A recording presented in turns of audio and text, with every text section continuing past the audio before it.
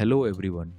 Have you ever wondered how engineers actually decide whether a village has access to safe water or not? Today we are going to explore water resources and public health requirements, bridging the gap between human physiological needs and engineered sourcing solutions. This presentation follows the public health water framework, which moves through two connected arcs. The diagnostic arc covers core characteristics and volume targets along with the problem village criteria. The prescriptive arc then covers an overview of natural sources, sanitary well engineering, and subsurface alternatives. Let us begin by understanding physiological minimums versus civilizational standards. The absolute physiological minimum for human survival is just 2 liters of water per day. The rural Indian target per capita per day is set at 40 liters, and the adequate supply standard for all urban domestic purposes is 150 to 200 liters per day. Proximity requirements matter greatly here, since water must be highly accessible because extended transit wastes human energy and drastically increases the risk of pollution during transport. Economically, a single water supply serves multiple diverse uses, including drinking, domestic needs like cooking and washing, public needs like streets and firefighting, industrial use, agricultural use, and waste management needs. Now let us define the rural water crisis through what is called the problem village. This is based on rigid criteria established under the National Water Supply and Sanitation Program.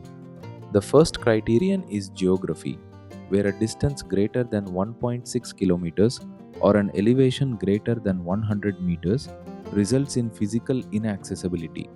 The second criterion is chemistry, referring to chemical contamination risks including excessive salinity, iron, or fluoride. The third criterion is biology, referring to biological contamination posing severe risks of cholera or guinea worm infestations. Next, let us understand the dual mandate of water abstraction. Water sources must serve populations across 10 to 50-year design periods, requiring rigorous professional assessment. Requirement A focuses on quantity, meaning the source must meet present and future capacity demands.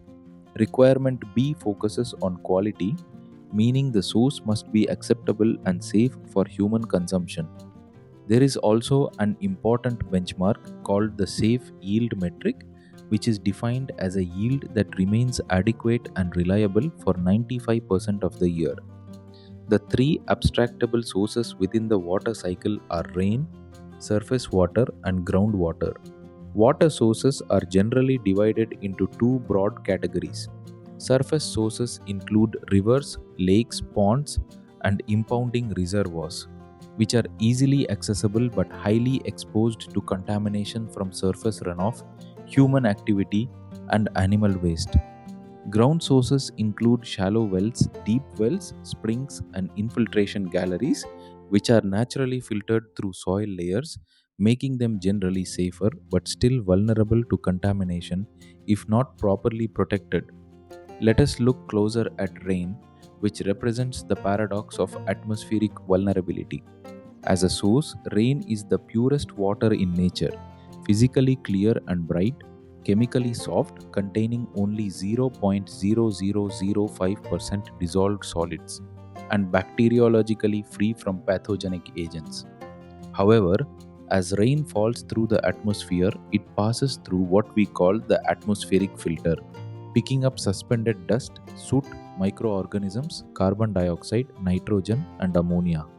This leads to a significant impact since fossil fuel emissions containing gaseous sulfur and nitrogen oxides convert precipitation into acid rain, severely impacting surface water quality, crops, and acting corrosively on lead pipes.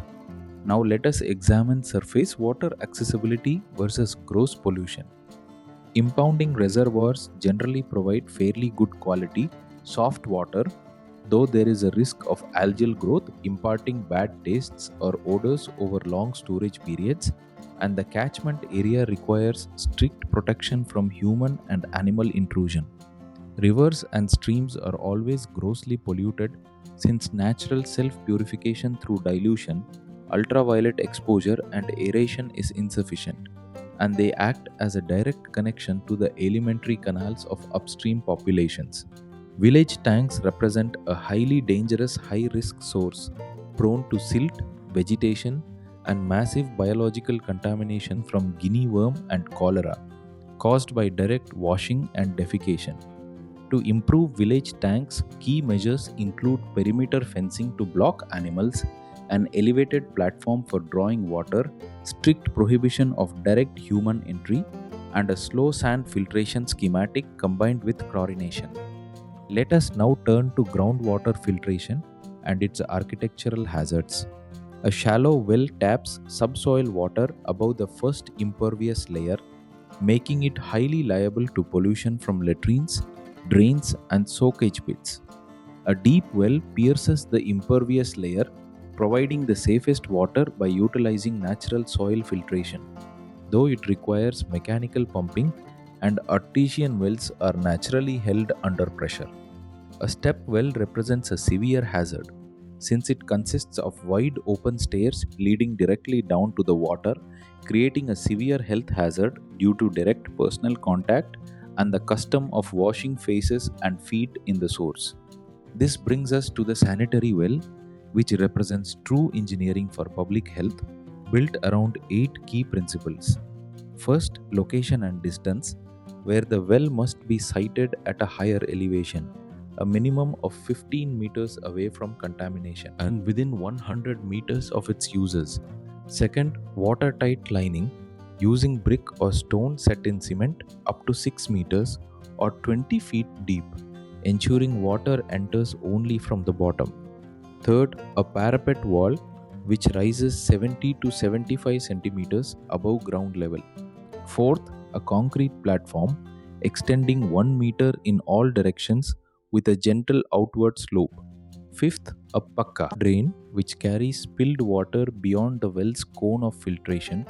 Sixth, a watertight cover using cement concrete closure to block bulk pollution from the open top. Seventh, a hand pump built with robust construction for sanitary lifting, backed by immediate maintenance services. And eighth, consumer responsibility, recognizing that engineering fails without health education, requiring strict prohibition of individual ropes and buckets, personal washing, and refuse dumping. Let us also look at scalable subsurface alternatives, beginning with tube wells, which represent the largest individual source for rural communities. Shallow or driven tube wells use a galvanized iron pipe with a bottom strainer and hand pump, with an average lifespan of 5 to 10 years, sometimes up to 30 years, and they require a 15-meter pollution-free radius. Deep or bored tube wells are sunk through rock or gravel via mechanical drilling, providing high yield that is unaffected by immediate rainfall. The second subsurface alternative is springs, where groundwater flows freely under natural pressure, requiring no pumping. Shallow springs are subject to seasonal drying and unreliable flow, while deep springs provide continuous flow without seasonal fluctuation, though they require well-built protective structures to safeguard against surface contamination. Finally, let us bring everything together through the public health water synthesis matrix.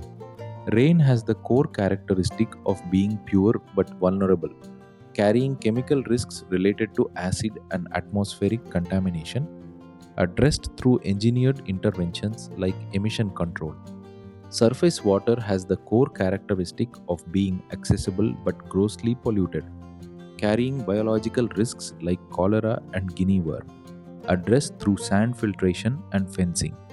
Groundwater has the core characteristic of being naturally filtered but hard, carrying geographical risks related to inaccessibility, addressed through sanitary wells and tube wells. Underlying all of this is the human factor, which serves as the ultimate deciding barrier. Since infrastructure fails without continuous hygiene education, community maintenance, and individual responsibility, Hope you have understood about water resources and public health requirements. If you found this video useful, please watch and share with your friends and colleagues. Thank you.